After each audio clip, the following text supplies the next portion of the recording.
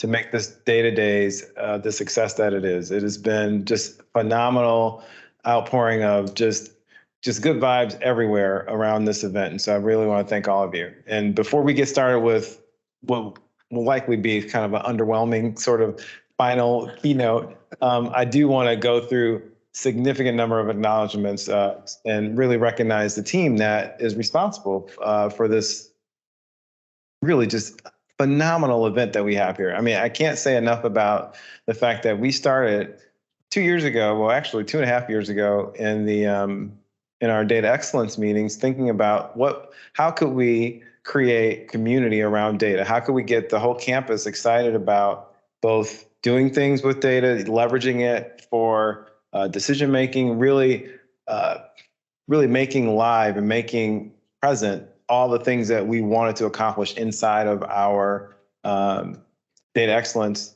overall strategy. And Data Days came about as that. At my previous institution, we did a data conference, which was not as cool as this, but it definitely had, sort of this idea of let's bring people together, let's provide some training, let's create an opportunity for engagement around this topic so that we can have both a community of practice, but also a community of really excellence around both this issue, and then just to be able to use and share what we have all learned or have been able to use. And so pleased with what we've grown to, and let's really kind of acknowledge the people who were responsible. So I'm going to read all these names because, I don't want to miss anybody. And if you didn't get on the slide, please come up and tell me. I will say the acknowledgement for you as well, because this is a big deal. So first off, I want to both acknowledge and also thank immensely the two co-chairs, Katie Crawford from OIT and Zachary Hayes. It's good.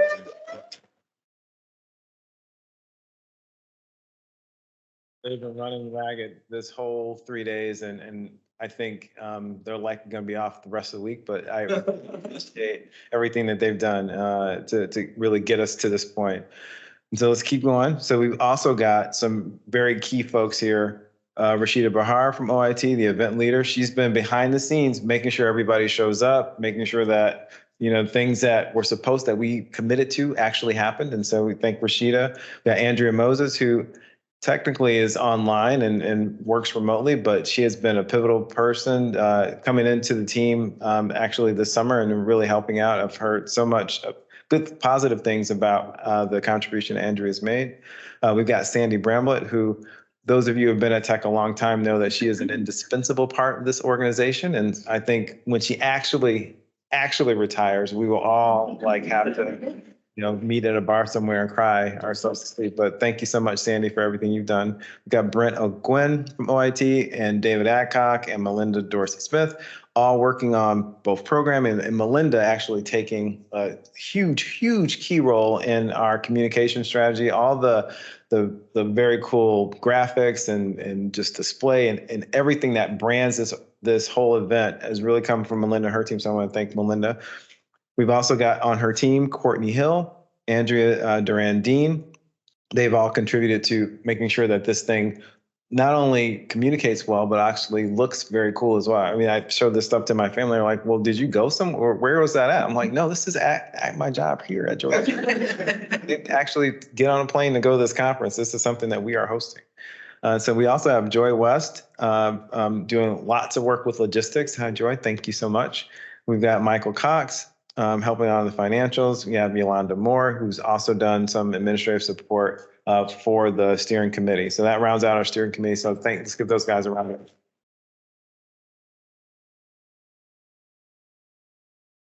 So like any event, you can't actually put it on without literally an army of people making sure that things just happen, that you are greeted, that you are ushered from one place to another, that you're given information when you need it. And so let's go through and thank all the volunteers that made this possible. So we got Adolph Jones, we got Elena DeAngelis, Alara Lofton, Angie Watley, Brian Peak, Chaya Min, Daren Connolly, David Askew, David Mack, Donna Jones, Irma Salas, Brett Papuga, Gabe Vanice, Grace Battle, Greg Phillips, James Emery, Jennifer Dill, Kirby Messina, Larry Rowe, Lisa Holmes, Melanie McGinnity, Melanie Polina, Michael Weiner, Nate Watkins, Roberta Houston Howard, Cheryl George, Steve Brown, Steve Goki, and Tim Hughes. And so again, let's give all those guys a round.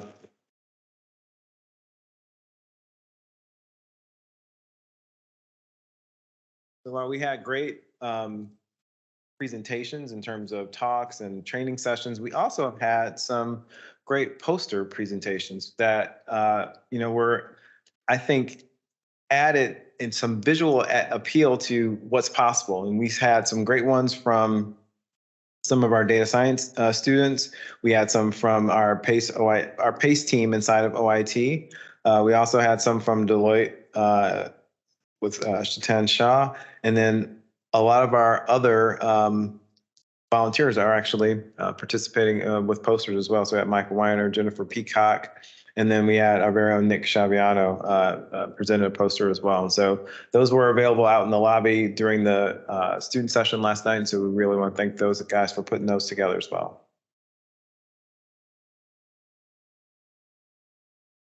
And if there was anyone that I missed, it wasn't because I didn't value your contribution. It was not on the slide. And so there are other folks, please, we want to thank you. We really appreciate everything that you've done. People who've been, through word of mouth, really promoting day-to-days and bringing a friend or coming to sessions. We thank you as well. We hope to continue this. This is our second year. We want to get to a third year. We're hoping to grow and really try to embrace or at least engage with other folks from other campuses inside the USG. So that's on our to-do list. We'll see if we get there. But I know that with this team, we'll at least have a day-to-days 3. I don't know how big it'll be because I think to be honest, some of our team was like, look, I'm at my limit here. We got to bring in some reservists. So we may have to get a whole additional team to try to do this. And I don't know, Jim is here. And so we can all finance alter to see if we can fund that. But I think through our hard work and our diligence, we will definitely be here next year. And so we want to thank you in advance for coming and registering. And with that, let's get into the discussion I have for you today. And again, I did not mean to sort of undersell what we're going to talk about, but I do want to give some shout out to the Spark team, which we'll mention a little bit later in the talk. But that's our team that's really focusing on AI and process automation and robotics and all these things that really kind of are an outgrowth of the data work that we've been doing. So let's get into that.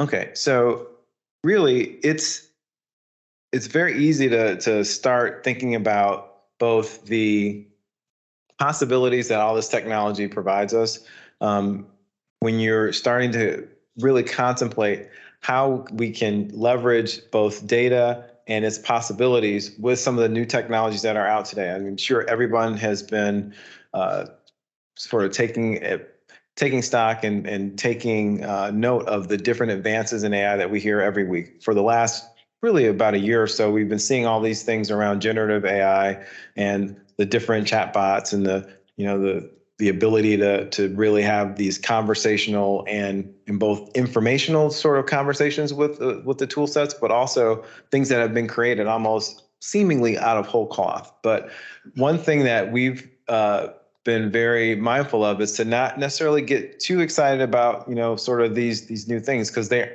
aren't actually new.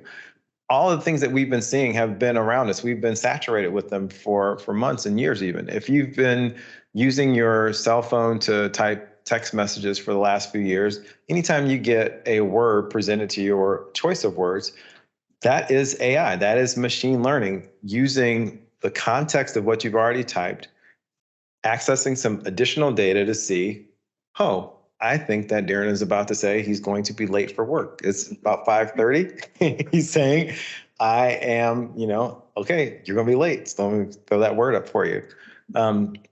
If we've used those tools, we've seen AI in action. Now, those are small doses. And I think what really got folks excited about ChatGPT and the other tools, the OpenAI tools, was the kind of verbosity of it. But we've been consuming these tool sets in small doses for a while.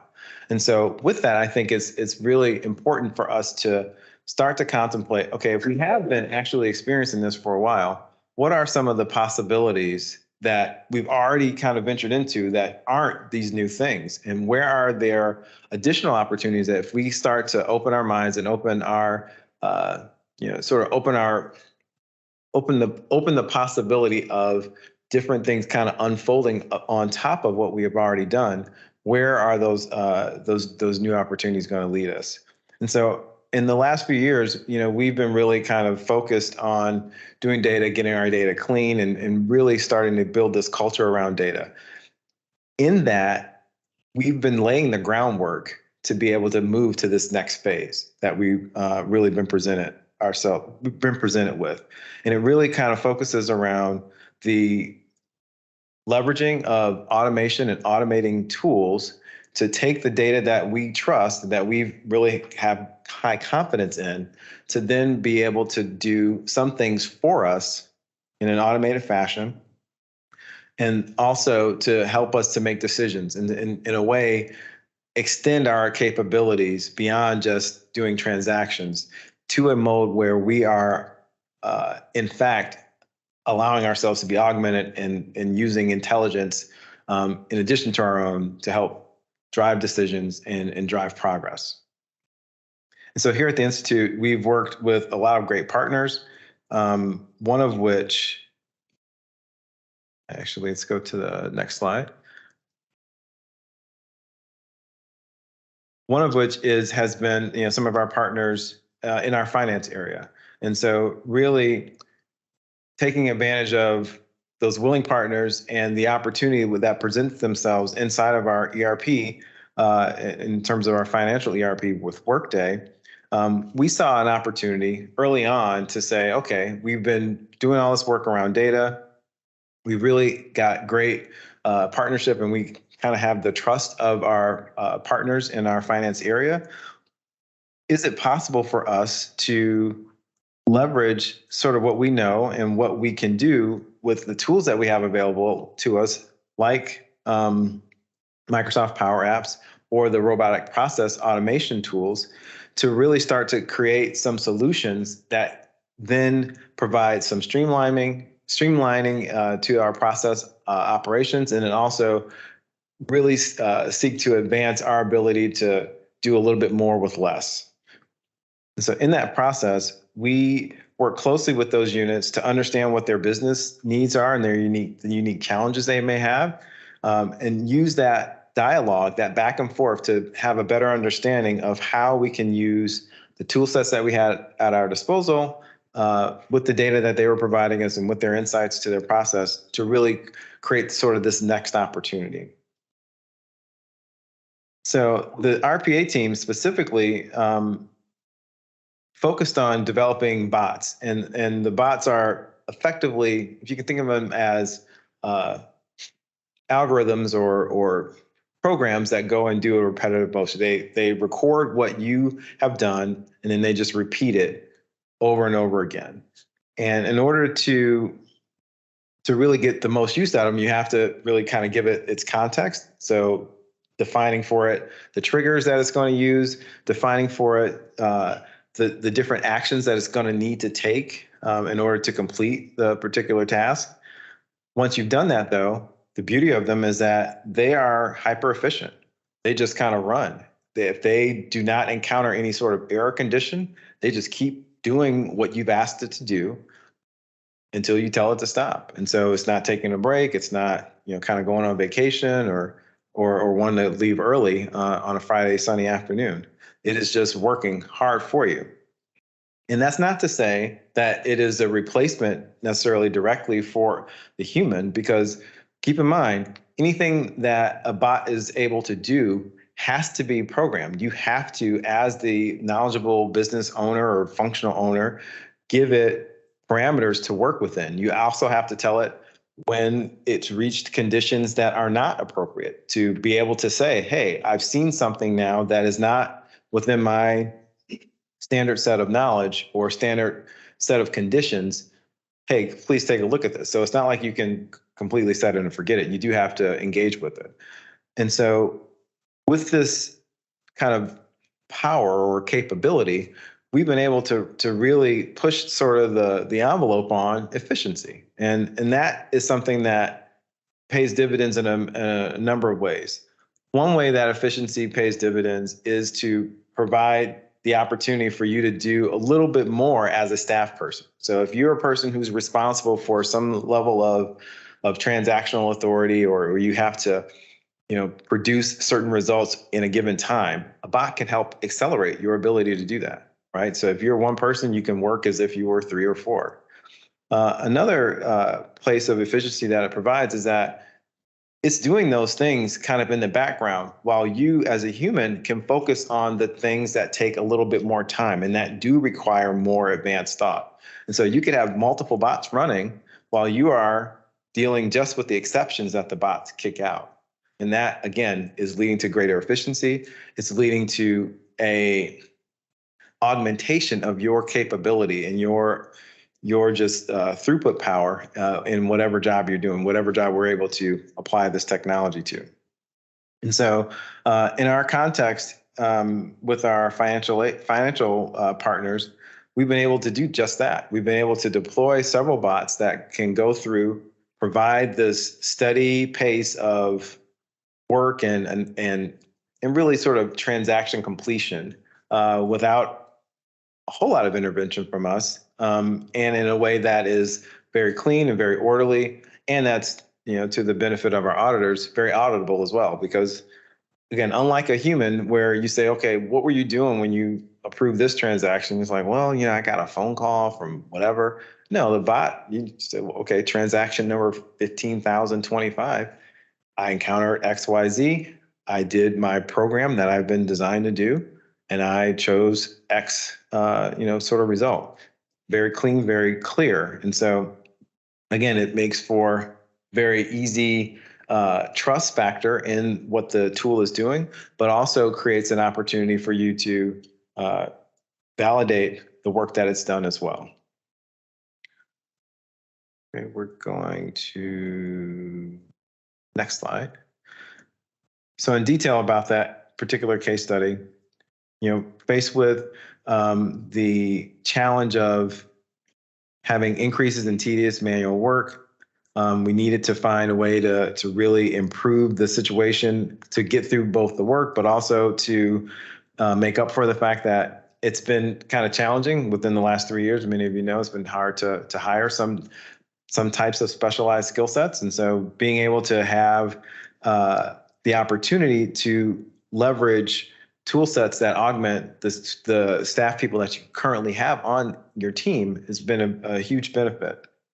And so through the sessions of working with the customers, we really created a nice fit for the use of this robotic process automation tool set to then be able to tackle some of these high volume routine business functions that did have a serious impact, very huge impact. So in terms of cost savings, the estimate that I'm sure everybody's comfortable with right now, about close to $500,000 per year in terms of savings. And in terms of the hours being saved, the 1,000 hours of manual task processing time, in peak operational times, that is huge. I mean, if you're working, 220-hour months, that's almost 6 months of work with that you can, close to 4 months of work that you can save with the use of this bot. And that's huge. That is something that you really is tangible and is quantifiable and can pay dividends long term as well. Okay, can we go to the next slide? So in terms of really making that leap or that connection between the work that we've done, data excellence, to process automation, and then machine learning, and so what we're looking towards in terms of algorithms and other intelligence, and we like to use the term augmented intelligence, is really good to sort of map out. Now, I'm going to try to map out for you kind of the journey that we've been on. because I think the process that we've undergone has really both proven to be successful, but it also is flexible enough for us to sort of be able to address a variety of circumstances or situations that we may encounter here on our campus.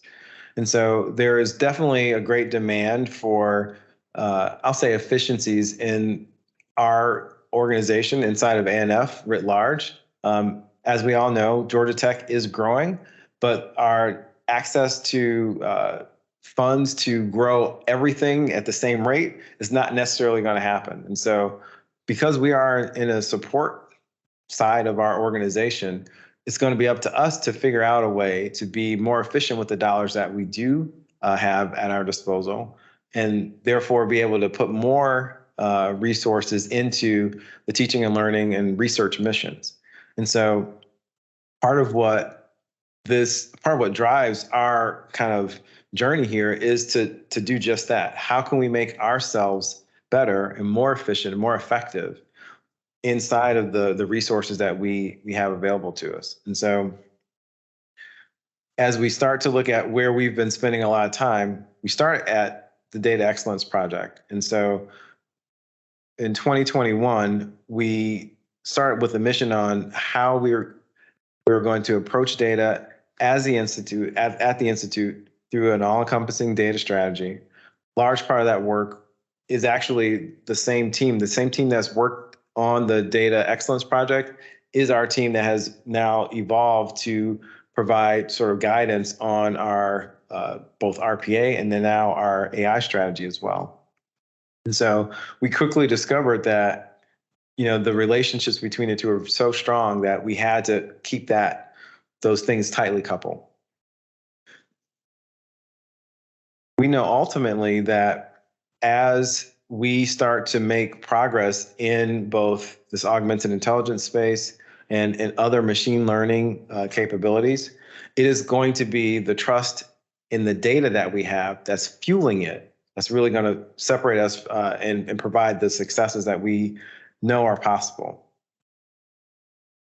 It's also that reliance on good data sets, clean data sets, and highly visible and transparent data models that are going to be the great foundations of us being able to apply whatever technology comes our way.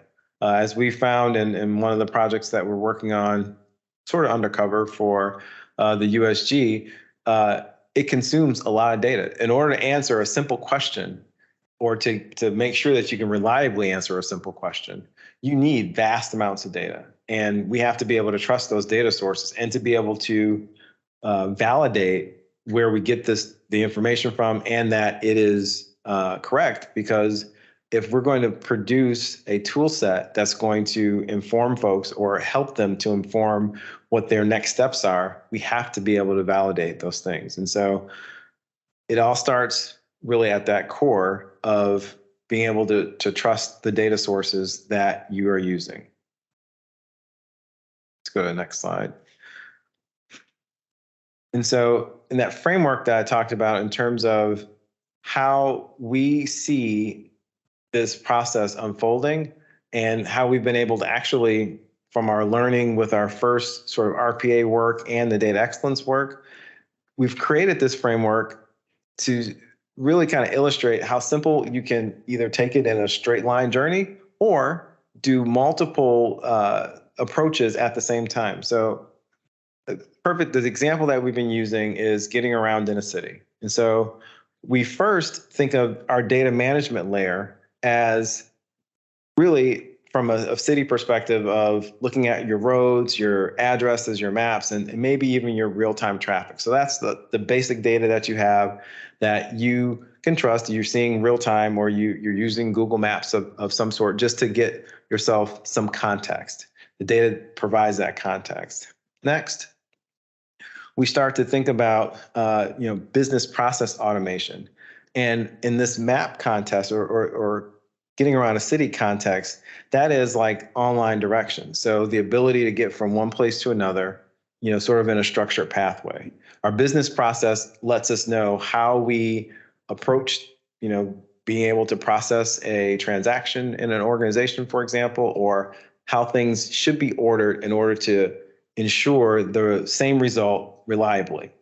Oftentimes when we have these conversations, we start to realize that no, it's not automation that you need. It's just business process, I'll call it renovation, that is called for. And again, having this solid data foundation and then being able to discuss with some level of clarity and transparency your business processes, oftentimes that's kind of all you need to do. But in our instance, we sometimes don't stop there. We say, okay, we've gotten our data together. Now we also have done some analysis on our business process. Our next step is to really see where we can introduce some automation to this to the entirety of what we've been discussing. From a getting around a city example, that's like receiving some automated directions. And so, you sort of say where you want to go. You have your data, your traffic data is operating. You say, okay, I want to go I want to go to that location. And so the directions present for themselves. Sometimes you get a choice between, well, if you take this particular path, it could take you this amount of time. Or if you take this place, this direction, these set of directions with a toll road, you may get there faster, but there will be some added expense. Likewise, in our model, we've seen, yes, you can get from A to B through some robotic process automation.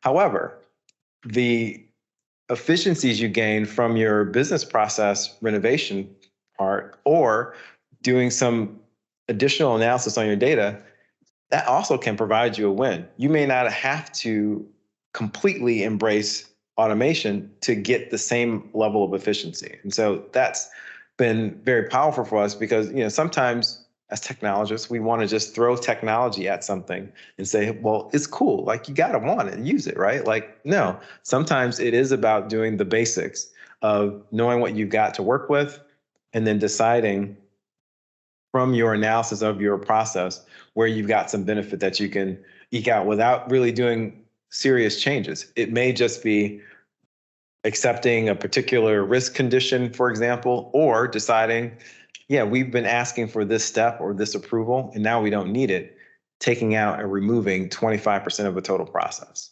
And those savings, they're cumulative. And so if you're able to do that, you're able to generate significant efficiencies in a way that pay dividends back to your organization overall.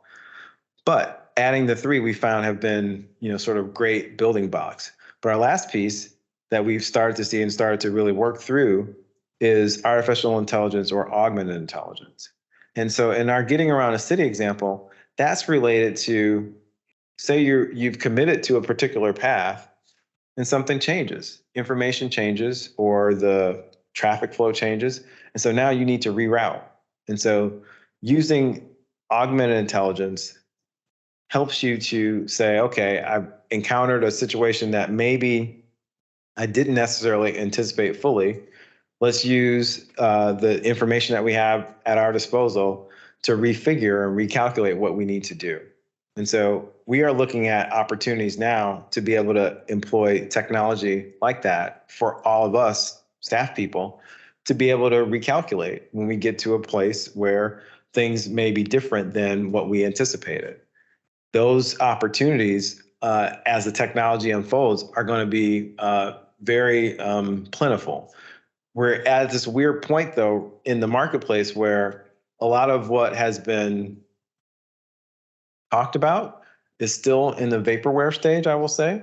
And so we're having this sort of internal kind of wait and see game to see what things actually make it to market and what things we can develop ourselves and try to gauge where do we make our investments or where do we wait on. But we do know that in a lot of cases, as we wait, not long, just a few months, some of the tool sets that we use every day will start to have some of this technology kind of baked into it. And so it's going to be incumbent upon us to be both knowledgeable of how to use it, where it's going, and understand where it's going to give us benefit and where it's just, AI in your toaster, for example, which I'm sure there's some benefit to being able to see, using sensors.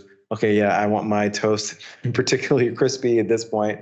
But as you can imagine, there are going to be some places where AI, for the sake of AI, is not going to be very helpful. We're trying to walk that line to make sure that things that we employ or that we sort of make investments in are going to be actually useful for us to do what our primary mission is, which is to support the teaching and learning mission of the Institute. And doing so, we need to do so in an efficient way because, as we said earlier, we're not necessarily going to grow at the same rate as the rest of the Institute. And so we've got to grow in ways that are both technologically feasible, but also that is human centered so that we value the human capital that we have and use the technology to extend that capital. Okay, next slide. How am I doing on time, actually? Okay. Okay. So in terms of our journey, this takes that same framework that we just discussed and sort of lays it out into a step-by-step guide. And so what we try to do is make sure that we've got clean data as our starting point, meaning sometimes that could be that we do analysis, we try to do exception reporting to see and to ensure that data that is produced and generated by our processes are what we expect. We need that because unless we can trust what our processes generate, we can't have something working on it without our oversight in an automated fashion. And so we start there, focus on creating and maintaining and expanding clean data sets. From there, we start to review the business processes that really impact or make up the core of what is being studied. And so as we get into working with our partners, we really want to understand and really listen more than we sort of instruct around how does this work? How is the process completely laid out? What are the inputs that come to impact this particular process? Trying to get a full picture, a full context of the business process before we then suggest making adjustments to it or perhaps renovating the process on the road to creating some level of automation or introducing some level of automation. As I said before, one of the main tenets of our work is this human centricity. So we don't just try to imagine a world where there's just robots working. We try to imagine a situation where we've got robots working to our advantage, or we have robots working to support the things that we are doing to allow us more space, more time to do those things that truly, at this point in our evolution, the technology hasn't surpassed us in our ability to be able to make decisions or to provide analysis. And so we've tried to create this model to be able to both center around the human, but also add certain capabilities with the human in mind so that there's always some level of value to the individual who's the center of the process that we're working with, but also the individuals who are the recipients of said service that we then update. And so if there is a deployment of automation to a system or existing capabilities, we provide that next. And then we try to identify additional systems that can be benefited by the work that we've done, or perhaps are made more efficient by us providing a more efficient input to it. And again, it is not a focus on the technology primarily. It was really focused on the quality of the service that we're providing and the quality that is experienced by the human doing the work. So far, we've started to really see that just automating things does have an important benefit, and it does impact our ability to be able to see efficiencies. But it's also been very insightful to see just how powerful it is to understand where individuals have both opportunity for efficiency in their process, and then where we can add some level of support to the processes that already exist and just enhancing their ability to do more from the seat that they operate from, instead of just thinking that we're going to come in and replace things with technology writ large. Okay, I guess we can go to next slide. So in terms of where we're headed, we really see an opportunity unfolding as we get more into this and as the tool sets sort of catch up, the platforms that we use catch up, and they start to adopt more of both automation capabilities within themselves, and then also extending to what are sort of the early stages of generative AI being infused into product. We really see this opportunity for what we're dubbing intelligent automation to really take hold, to really be the synthesis of taking the human at the center of business process and then adding technology at that person's disposal to be able to further their ability to do the work that they've been tasked with doing.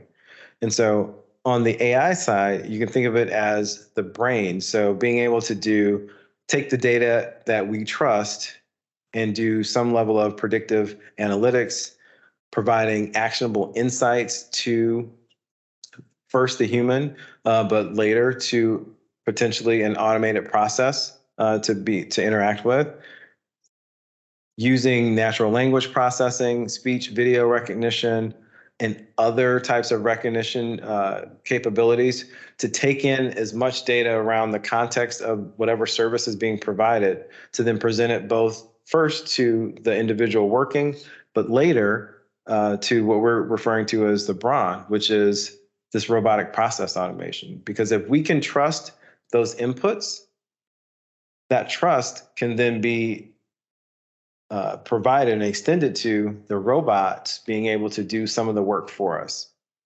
And again, it's not to replace us. It is to extend our ability to do more with what I'll call not necessarily declining resource, but let's say stable resource.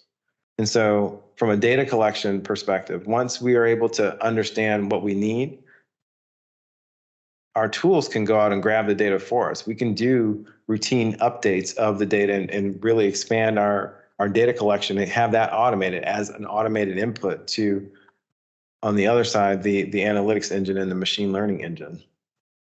The actionable intelligence, being able to take what we have learned or what has met certain parameters from the analytics that we've performed to say, okay, you've got certain choices now that you can make. We have seen, based on the last 50 transactions, that if you were to tweak the parameters of this, you could save the institution $1,500 over the next 6 months, or whatever that actionable intelligence may be. Being able to do that is where we see ourselves, and where we're trying to focus on creating those opportunities and bringing them to the administrative tool set that we all get to use. We also see opportunities with optical character recognition. For example, right now, we are kind of drowning in forms. Not literally, but there are a lot of forms. Anytime that we are using DocuSign, while it is electronic-ish, that is actually just a PDF form, and we're just signing, and it's just being stored as a PDF.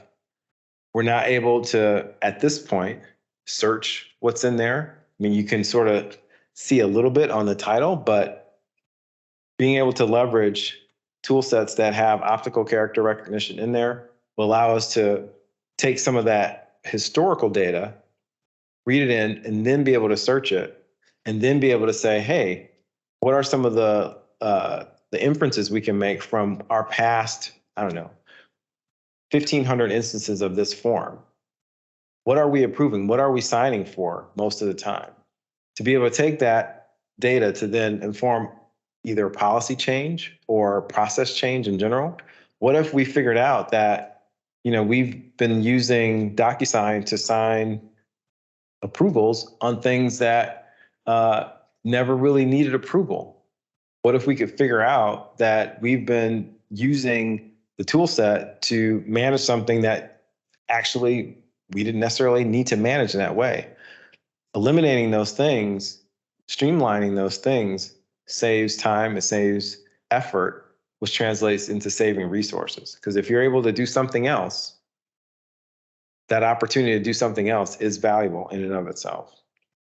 So we think that this is going to be a game changer in how we are able to leverage the tool sets that are coming to really augment, and I like how Katie says, creating superpowers for our employees. But that's kind of where we're headed. And in order to get there, go to the next slide. We've sort of created a team to focus on this. And so we decided to bring all the automation teams together to form a collaborative unit called SPARK, stands for Strategic Process Automation, Research and Knowledge. This group is really trying to move everything from that concept, that kind of big vision, into reality using the tools that are available now and that are coming our way. And we're hoping that Spark is going to serve as a single intake point for different projects. And so using that methodology that we walked through, really going out, sitting with teams to understand kind of what data that they have as fuel for a process, trying to understand what their processes are, and then working with them to evaluate what type of opportunity do we have. Do we have an opportunity for introducing some robotic process automation? Is this an opportunity for using some level of machine learning for decision-making support? Or do we just kind of work the process renovation angle to achieve some efficiency? Whatever the outcome, the idea is that we've got a team now focused on both simultaneously evaluating the opportunities that we have here on campus, while it's taking a look and always trying to stay up to date on the tool sets that are available. We are also, while we do this work, constantly evaluating the tools and the platforms that we have available to us. Many of you know we use Microsoft Office 365. So we've been watching their both investments and their roadmap to how they're going to be using AI and infusing it into the tool set. We've been particularly interested in their new product suite. Well, it's coming. It's a product suite called Microsoft Copilot. And trying to gauge how much of this is science fiction and how much is actual product, to be able to see, okay, if we invest in that product, will it generate the sort of the returns of higher productivity, ease of use, sort of the interactivity that they've been forecasting, or will it be another instance of sort of digital pet rock of sorts? And so the team is simultaneously watching the marketplace for those opportunities while it's working with the existing technology that we have and hoping to create some new opportunities for us. And so if there's an interest, and I know some of you have worked with us, got a lot of internal OIT folks here, but if there's an interest, or if you know teams who are interested, please reach out to that team, because we are really trying to work with as many folks on campus as we can to sort of help both realize some opportunity for using and deploying some great ideas, but also to learn more. And as we see new products come, have the opportunity to maybe bring some new ideas back to those units. Okay, I guess now we can go to connection slide. So if you want to connect with me, you got my LinkedIn information there. I think I'm connected with most folks, but there are still some folks who are not. Please reach out. And now we can go to questions.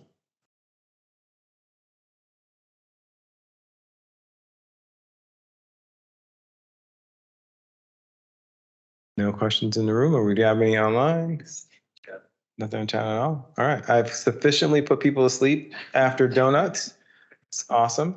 There is, let me just talk about data. It's data days. So there's some information on the donut sheet out there. It's a little bit misleading.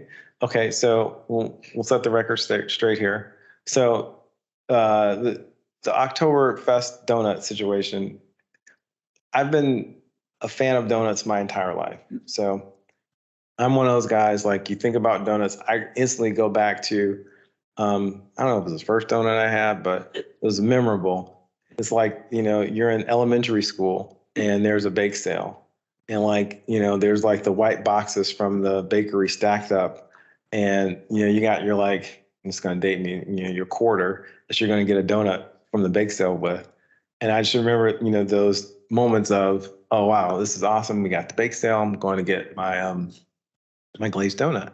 And so, from there, it sparked a love of donuts. And so I've loved them, but they don't necessarily love you back after a certain point in your life. And so in order to, be able to walk upright, I, started restricting my, sort of enjoyment. And so my birthday's in October. And so I say, okay, October's the month I'm going to enjoy donuts. And so when I got here to Georgia Tech, you get those icebreakers of tell us something interesting about yourself. Like, I don't know if it's interesting, but I only do donuts in October. And so by, happenstance, now that's a thing. And so, we do donuts with Daren. It has a nice little ring to it. And today, final day of data days, we have donuts with Daren again. So a lot of alliteration for you guys. But I do eat sweets throughout the year. That's the erroneous thing. I just don't eat donuts throughout the year. So, okay.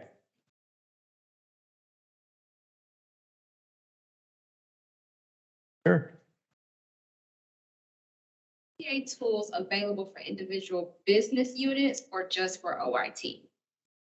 So the RPA tools are actually available by working with our team to other business units. I mean, it is our desire to be able to go out and work with other business units to help them to both do analysis of their current process, but also, if we can, if it's appropriate, to apply some level of RPA to whatever they're working on. And so it's not by accident that, kind of our first major uses are actually, in the finance area.